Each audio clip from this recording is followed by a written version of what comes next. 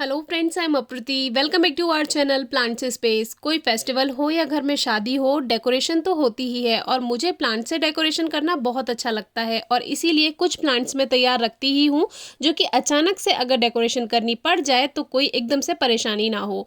वैसे ही मैंने tyre planter में एक साथ बहुत सारे स्पाइडर प्लांट लगाए हुए थे जो कि मैंने बेबी प्लांट से लगाए थे, आपसे शेयर भी किया था जब इसको शुरुआत में हमने ग्रो किया था। तो अब ये टायर प्लांटर मुझे हटाना है क्योंकि ये बेकार हो चुका है जो टायर है। तो इसमें मैंने ये इनको एक तरह से सेव करके रखा था और जब ज़रूरत पड़ेगी तब इसको मैं पॉट में शिफ्ट कर लूँगी, यही सोचा था। तो वैसे तो अभी ग्रोइंग सीजन जा रहा है लेकिन फिर भी इसको किस तरह से आप बिना नुकसान पहुँचाए पॉट्स में शिफ्ट कर सकते हैं और इनसे डेकोरेशन कर सकते हैं, यही आपसे शेयर करेंगे। तो टायर प्लांटर देखिए बेकार हो चुका था और इसमें साइड साइड में हमने पॉली लगाई हुई थी जिससे जो मिट्टी है वो टायर में ना जाए और ये सेफ रहे। तो इसको मैंने इस तरह से पॉली से लगाया हुआ था और अब इसको हटाना है और इन प्लांट्स को सेफली बाहर निकाल कर पॉट में शिफ्ट करना है। तो इसको कैसे निकालें? पहले तो मैंने सोचा था ऊपर ऊपर से निकाल लूंगी, पर टायर को तो हटाना ही था तो प्लांट्स को बेकार क्यों करें। तो हमने पहले टायर को निकाल लिया बाहर और फिर इस तरह से जैसे केक का पीस कट करते हैं वैसे हमने इसकी जो सॉइल थी उसको कट किया, जो मेन रूट्स हैं उसको ज़्यादा डिस्टर्ब भी नहीं किया और प्लांट्स ऐसे के ऐसे ये बाहर निकल जाएंगे। और जब हम इनको नए पॉट में नई जगह शिफ्ट करेंगे ये स्ट्रेस में भी नहीं जाएंगे और ऐसे के ऐसे वहीं से ग्रोथ स्टार्ट कर देंगे। तो ऐसे मैंने बहुत सारे इसमें केक के पीस जैसी कटिंग इनकी कर दी और बहुत सारे जैसे जैसे बंच मुझे इनके चाहिए थे वैसे वैसे मैंने इनको निकाल दिया। और ये जो टायर प्लांटर था इसमें 10 o'clock जिसको 10 बजिया भी कहते हैं वो भी ग्रो हो रखी थी, लेकिन वो मुझे नहीं चाहिए थी।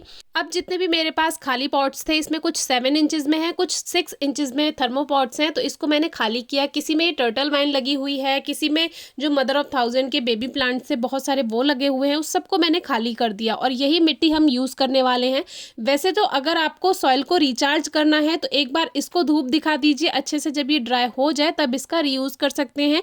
इससे जितना भी इसमें बैक्टीरिया वगैरह होता है, जो भी अगर कुछ ऐसे इंसेक्ट वगैरह हैं वो सभी हट जाते हैं। तो वैसे आप इसको सुखा सकते हैं एक दिन के लिए, लेकिन मुझे तभी यूज़ करना था।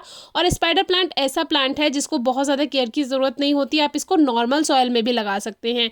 लेकिन मैं कोई भी प्लांट नॉर्मल सॉइल में नहीं लगाती हूँ, इसमें मैं खाद ज़रूर मिलाती हूँ, जिसमें ये कावडंग यानी गोबर की खाद मैंने मिलाई है और बहुत ज़्यादा नहीं, क्योंकि स्पाइडर प्लांट को बहुत ज़्यादा खाद की ज़रूरत नहीं होती है, ये ऐसे ही मिट्टी में भी चल जाता है। तो मैंने थोड़ा सा खाद मिलाकर ये पॉटिंग मिक्स तैयार किया। अगर आपके पास बेकार मिट्टी है तो 1-2 मुट्ठी रेत मिला दीजिए, जो ग्रे वाला सैंड आता है वो, या जो नदी वाला रेत आता है वो भी आप मिला सकते हैं, या कुछ भी नहीं है तो बालू मिट्टी थोड़ी सी मिला दीजिए, इससे सैंडी सॉइल बन जाती है।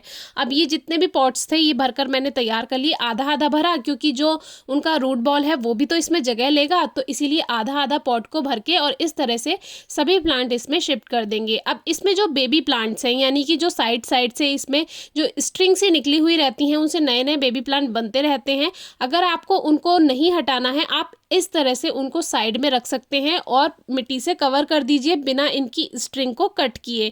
क्योंकि अगर आप इनकी स्ट्रिंग को कट कर देंगे यानी ये जो बेबी प्लांट साइड में बन रहे हैं इनका ये जो धागा निकला हुआ है तो फिर ये मदर प्लांट से अलग हो जाएंगे, फिर इनको ग्रोथ करने में परेशानी होगी। कोशिश कीजिए कि इनको ऐसे के ऐसे ही आप मिट्टी से कवर कर दें, तो ये मदर प्लांट से भी पोषण लेते रहेंगे और जो रूट्स इनकी अपनी हैं वो भी वहाँ से भी ये मिट्टी में पोषण लेते रहेंगे। तो इनको एकदम से ये शॉक में नहीं जाएंगे, नहीं तो ये मुरझा जाते हैं अगर आप इनको कट करके लगाते हैं एकदम से तो।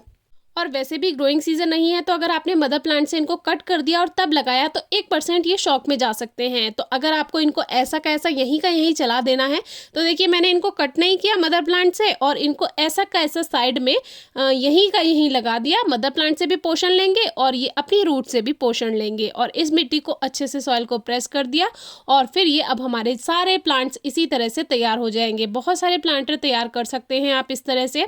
और आगे के लिए सोचकर गार्डनिंग ज़रूर कीजिए, जैसे कि मैंने इन स्पाइडर प्लांट्स को बेबी प्लांट से ही तैयार किया था जो कि टायर प्लांटर में पहले थे और ये अब तक बहुत अच्छे से ग्रोथ कर गए। कुछ बेबी प्लांट्स आप रहने दे सकते हैं तो वो देखने में अच्छा लगेगा जब ये इस तरह से नीचे की तरफ गिरते रहेंगे। तो अब हमारे सारे पॉट्स तैयार हो चुके हैं, जो खाली खाली से लग रहे थे उसमें मैंने 1-2 प्लांट्स और बढ़ा दिए थे और अब ये सभी पॉट्स तैयार हैं। अब इसमें जितनी भी सूखी पत्तियां हैं मैं टाइम टू टाइम इसको हटा दूंगी। अभी मेरे पास टाइम नहीं था, मुझे कुछ और प्लांट्स भी ठीक करने थे तो ये जो है ये मैं बाद में हटाऊंगी। बीच बीच बीच में जैसे जैसे मुझे लगता रहेगा सफाई इसमें कर देंगे और अब ये बहुत अच्छे से ग्रोथ करेंगे। अभी ग्रोइंग सीजन नहीं है इसलिए आपको थोड़ा सा इसमें कमी दिखाई दे रही होगी और कोई केयर नहीं हो पा रही थी। अब ये जो बेबी प्लांट्स है इसको मैं बाहर ज़मीन में लगा दूंगी या फिर आप इसको पानी में भी रख सकते हैं, पानी में भी इसमें रूट्स बन जाती हैं।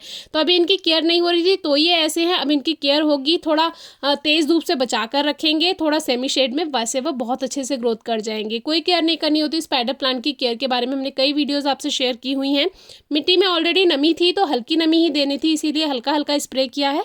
बाद में इसको हम देख लेंगे जैसे जैसे पानी की ज़रूरत होती रहेगी। बाकी स्पाइडर प्लांट को कोई एक्स्ट्रा केयर की ज़रूरत नहीं होती है। फिर भी अगर आपकी कोई क्वेरी है, क्वेश्चन है तो ज़रूर पूछिएगा। Thank you.